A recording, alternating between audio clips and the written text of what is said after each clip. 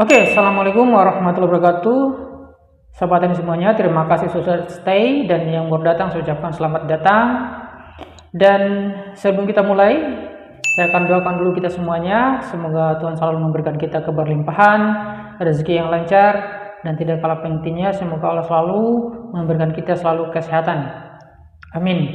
Oke, terima kasih, dan kali ini kita akan bahas tentang ini.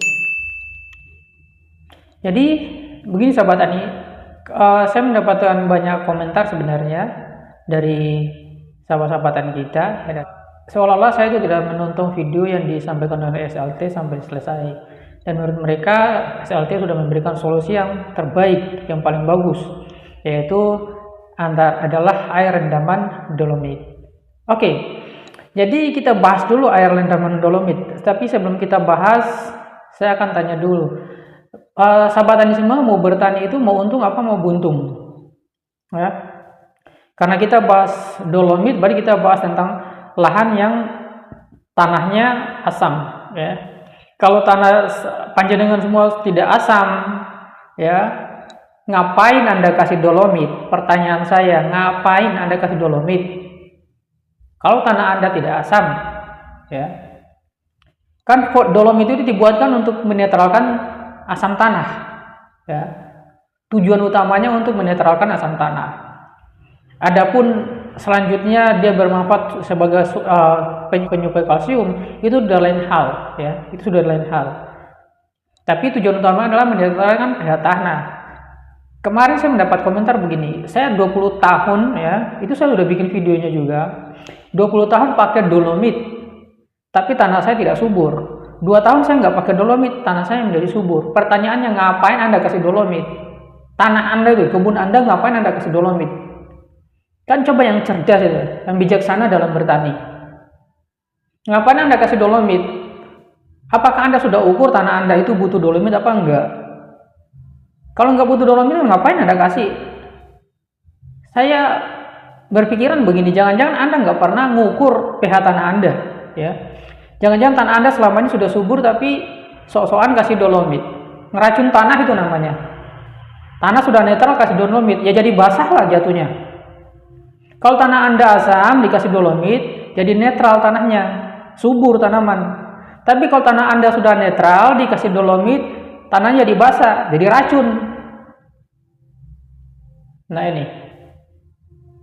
Sebelum kita ke sana nih, pembahasan lebih lanjut, petani itu mau buntung apa mau untung pakai air dolomit? Kan yang masih ngekeh ini kan, kekeh ini kan, oh pakai air dolomit lebih aman, ya, bisa, boleh, bagus. Iya, kita belum hitung-hitungannya nih, hitung-hitungnya untung apa buntung belum, tapi saya kasih gambaran-gambaran seperti ini dulu. Ngapain kalau tanah Anda tidak asam, sok-sokan kasih dolomit? Nah ini. Tapi kalau tanah Anda asam, nggak kasih dolomit, ya bunuh diri namanya. Sama ya, tanah Anda netral dikasih dolomit itu bunuh diri. Tanah asam nggak kasih dolomit juga bunuh diri. Ya, semuanya itu diberikan itu ada takarannya, dosisnya. Dalam pengaplikasian apapun dalam dunia pertanian itu harus tepat dosis, tepat sasaran, ya, tepat tujuannya. Nah ini. Kalau tanah Anda asam nggak dikasih dolomit, ya jenengan mau tanam apa di situ? Tanaman bisa subur nggak? Ya percuma, nanam apa-apa nggak bisa. Kasihlah dolomit. Nah, ini. Sesuai dengan kebutuhan tanah, makanya pH-nya diukur dulu. Tapi kalau tanah Anda ini juga asam nggak dikasih dolomit, mau apa di situ? Biarin aja buat angon sapi di situ, ya, nggak usah kasih tanaman, kan percuma itu. Nah ini, saya kasih pemahaman dulu seperti itu sebelum kita lanjut ke hitung-hitungannya. Jadi supaya kita bijaksana dalam bertani, tanah itu dikasih dolomit dan tidaknya itu diukur dulu tanahnya, pH-nya, pH tanah itu diukur dulu, ya. Nah ini. Kemudian kalau kasih dolomit, ya dikasih sesuai saja takarannya. Pengalaman kan banyak petani-petani kita, karena memang tanahnya buntu dolomit. 30 tahun tanam tebu, pakai dolomit. Kalau nggak pakai dolomit hasilnya nggak bagus.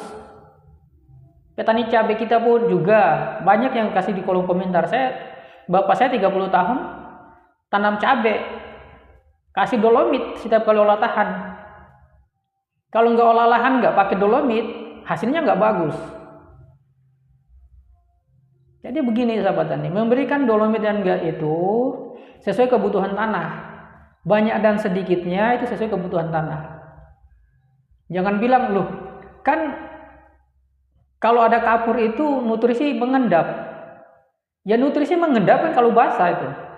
Kalau netralnya apa yang mengendap? Kalau pH-nya netral. Nutrisi mengendap tidak bisa terserap oleh tanaman itu karena terlalu banyak, akhirnya tanahnya basah. Posisinya sama, kalau asam juga sama, nutrisi mengendap. Mau basah mau asam sama, nutrisinya mengendap, tidak bisa diserap oleh tanaman. Diserap tanaman itu kalau tanahnya netral pH-nya.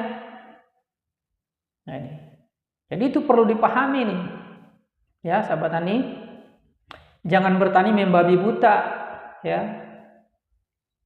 Ada yang ya macam-macam lah komentarnya. Komentar penyampaian kamu berbelit-belit, saya lebih yakin dengan sana, ya nggak masalah. Penilaian orang kan beda-beda, beda kepala, beda penilaian. Yang penting pesan saya ini bisa sampai kepada sahabat tani kita semua. Ya, jangan sampai kita mau bertani mau untung, tapi jadinya buntung. Oke, kita masuk saja ke hitung-hitungannya. Jadi begini sahabat tani, kalau 1 hektar itu di tanah asam, ya, tanah asam itu kita butuh rata-rata itu 1 hektar membutuhkan dolomit 4-8 ton. Nah, ini tanah asam yang kita bahasin, tanah asam. Bukan tanah netral. Kalau tanah netral yang Anda punya itu, yang sudah netral, ini nggak masuk ya. Jangan bikin masalah. Racun tanah sendiri, racun kebun sendiri. Ini tanah yang asam. Yang tanahnya netral nggak usah ikut-ikutan ya. Jadi yang tanah netral itu nggak usah ikut-ikutan ya. Ini tanah yang khusus asam. Jadi asam itu tergantung kadar asamnya. Itu kebutuhan dolomitnya dari 4-8 ton. Kita ambil yang rendahnya saja. Misalkan tanah itu dia hanya butuh 4 ton. 4 ton dolomit. Ini kalau kita hanya menggunakan air rendamannya seperti apa yang diajarkan oleh SLT itu ya. Profesor SLT itu, kita hanya menggunakan air rendamannya, maka kita hanya menggunakan situ maksimal 10% ya. Itu 10% karena itu hanya air rendaman, nggak sampai 10%, tapi kita ambil aja paling besar lah 10%. Ya sekitar 2% sebenarnya ya. 1-2% itu kalau kita hanya menggunakan air rendaman. Kita ambil saja 10% lah ya. 10% dari air rendaman dolomit. Artinya kalau 4 ton kita hanya menggunakan 10%-nya, menggunakan airnya itu untuk memenuhi kebutuhan tanah asam yang membutuhkan 4 ton tadi, maka kita butuh sekitar 40 ton. Naiknya 10 kali lipat. Naiknya itu 1000%. Ya. 10 kali lipat itu 1000%. Kalau 2 kali lipat itu namanya 100%. Ya. Begitu. Tapi kalau sudah naik sampai 10 kali lipat, itu udah masuknya ya 1000% ya. Nah ini supaya dipahami nih, pahami. Jadi tinggal dihitung saja biaya yang harus dikeluarkan berapa banyak. Ya, ini yang pemuja SLT ini luar biasa ya, luar biasa, nggak tahu hitung-hitungannya itu seperti apa. Hitung-hitungan matematikanya itu untuk bertani itu saya nggak tahu seperti apa. Sudah dihitung apa belum? Ya. Informasi yang datang ditelan mentah-mentah itu sudah dihitung apa belum? Saya tanya nih. Ya, untuk pemujanya nih. Ini bukan saya mau jelek-jelekan siapa, mendiskreditkan siapa, tidak. Tapi saya mengajar kita itu bertani dengan cerdas. Seluruh Indonesia ini, negara yang kita cintai ini, supaya petani kita itu sejahtera ya. Bertani itu bisa maksimal. Nah ini kalau biaya dolomit tadi naik sampai 1000%, petani mau apa? Makan apa itu? ada teori-teorinya yang menurut saya cuman konten tok, tidak mendidik ya. Misalkan yang sudah saya tantang, akhirnya tantangan saya tidak terima, malah di take down video saya, malah komen lagi di kasih komentar, kasih di situ akunnya sisi lain image, di take down, nggak terima tantangan saya. Bukan saya mau nantang, tapi saya pengen dia klarifikasi tentang konten dia. Di konten yang satu mengatakan bahwa MA4 itu harus diaktifasi, di konten yang satu bilang MA4 itu nggak boleh diaktifasi, nggak usah, omong kosong itu. Di konten yang satunya dia bilang kalau tanam bawang itu potong pucuk, di konten yang satunya bilang lagi tanam bawang itu nggak usah potong pucuk, omong kosong itu. Kan ini luar biasa membuat petani itu bingung kan? Kan tidak mendidik sekali. Jadi yang saya inginkan petani itu ambil yang baik dari dia, tapi dicerna dulu informasinya. Seperti air rendaman dolomit tadi. Air rendaman dolomit itu yang tadinya kita kebutuhan 4 ton per hektar untuk tanah asam, kalau menggunakan airnya saja, artinya kita hanya menggunakan kurang lebih 10%. Kalau hanya menggunakan 10% untuk memenuhi 4 ton tadi, karena kita hanya menggunakan airnya, maka kita harus membeli dolomit 40 ton per hektar. Kok sugemen, kok kaya sekali petaninya itu, ya. Jadi tolonglah sahabat tani, mulai sekarang kita bijaksana dalam bertani.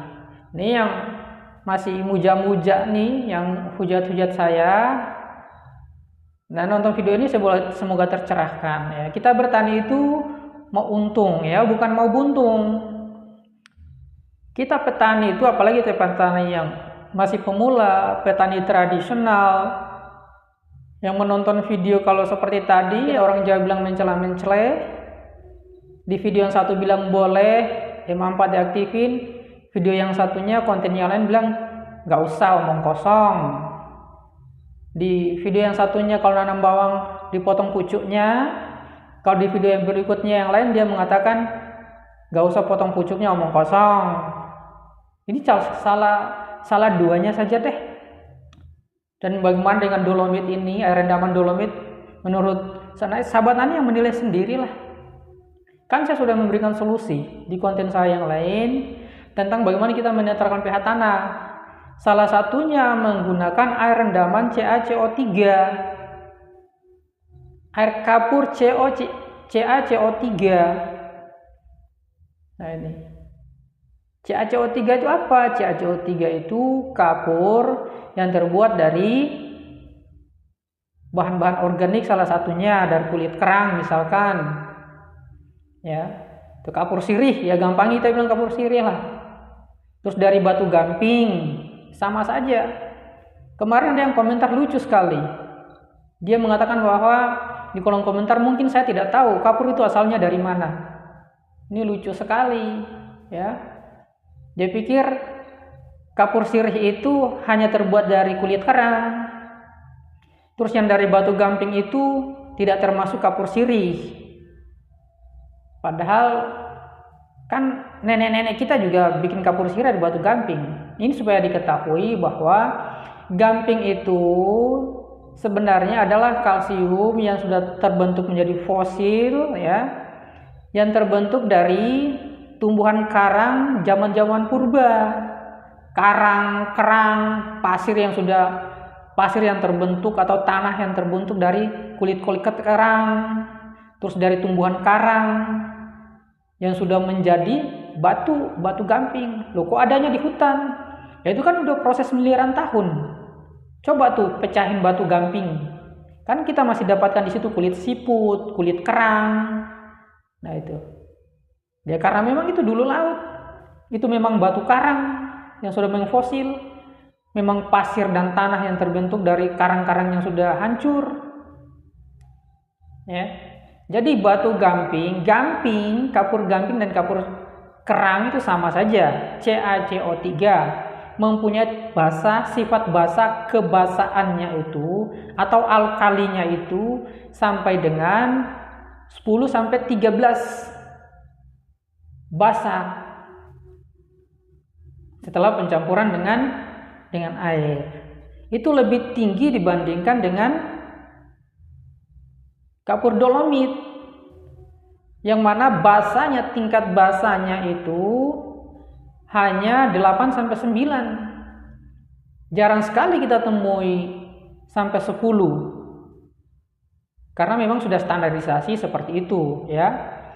Standarisasi tingkat basah dari kapur dolomit itu 8-9, tidak boleh terlalu basah. Nah, kalau mau pakai air rendaman kapur, ngapain pakai dolomit? Ya, pakailah air CaCO3, kapur gamping, kapur sirih, yang basahnya lebih tinggi. Artinya bisa irit sekali. Kita tidak perlu beli setengah ton dolomit, cukup kita beli 3-5 kilo kapur gamping. Nah, pilih yang mana? Kalau mau pakai air rendaman ini ceritanya, ya. Tapi kalau mau tabur langsung pakai CaCO3 atau kapur gamping, caranya gimana? Kan cuma terlalu sedikit. Kalau mau ditabur merata, ya nggak cukup untuk tanaman yang banyak. Makanya kalau pakai CaCO3 atau kapur gamping, kapur sirih ini, pakai saja air rendamannya. Tapi kalau dolomit pakai air rendamannya, aku mau untung apa mau buntung? Pertanyaannya itu. Jadi jangan sampai menggunakan, kalau mau untung janganlah menggunakan air dolomit ya. Karena bagaimana kebutuhan untuk 4 ton untuk tanah asam itu ya harus naik sampai 10 kali lipat, 40 ton per hektarnya. Karena kita cuma menggunakan airnya. Lah daripada menggunakan 40 ton ya, kapur dolomit mending beli 40 kilo kapur gamping atau kapur sirih. Selesai itu ya, dikocor merata, dicampur dengan air, dikocor merata ke tanaman. Nah, ini ya harganya berapa? Kan murah sekali. Harganya jauh sekali perbandingannya. Nah, ini hitung sendiri ya. Nih, yang mau cari-cari harga monggo, kapur sirih, kapur gamping itu harganya berapa per kilo, bandingkan dengan dolomit. Ya perbandingannya 500 kilo dengan 3 kilo sampai 5 kilo ya. Nah, itu kira-kira berapa kali lipat itu? Jauh sekali ya. Jadi kita bertani supaya cerdas, supaya bijaksana, kita bertani supaya cari untung, jangan sampai kita merugi. Demikian video dari saya. Ada kata-kata yang kurang berkenan, saya mohon maaf yang sebesar-besarnya. Video ini saya buat tujuannya untuk mencerdaskan petani Indonesia semuanya. Kalau ada yang tersinggung saya minta maaf. Kita sama-sama memulai untuk membina petani-petani kita. Semoga petani kita semakin sejahtera, semakin baik ke depan, semakin makmur ke depannya. Sampai jumpa, kita ketemu lagi. Jangan lupa like, subscribe, dan komen dulu. Assalamualaikum warahmatullahi wabarakatuh.